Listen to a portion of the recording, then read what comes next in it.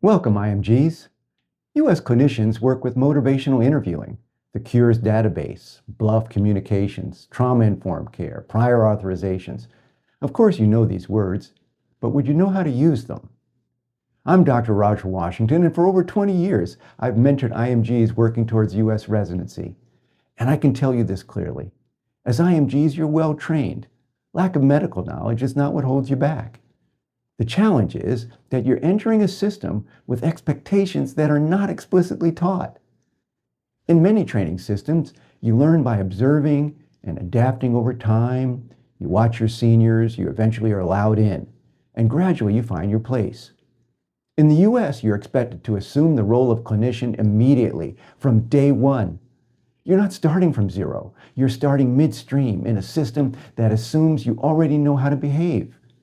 And then that moment comes. You're in clinic. The attending turns to the group and asks, "What do you think?" That moment shapes your future, and if you hold back, you become invisible. And invisible IMGs do not earn strong letters of recommendation. So let me simplify this. To succeed in U.S. clinical training, you need two things. You must understand how the system works, the workflow and cultural dynamics that shape clinical decision-making. And secondly, you must learn how to communicate within it, how to express yourself with clarity and confidence. Because in this system, your competence is judged by how you communicate. I've curated this externship to teach you how to function and perform as a U.S. clinician, preparing you for on-site externships and residency interviews where you will be evaluated. So when those moments come, you can engage, communicate, and perform impressively, instead of trying to figure it out in real time. In the premium tier, you will actively engage.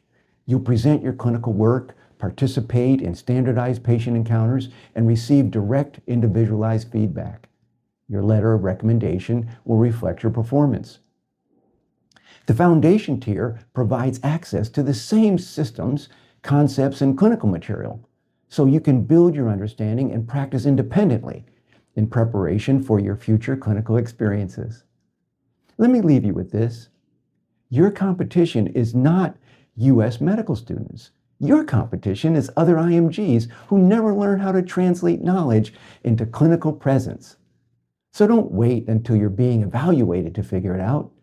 When you're asked, "What do you think?" you can engage with confidence.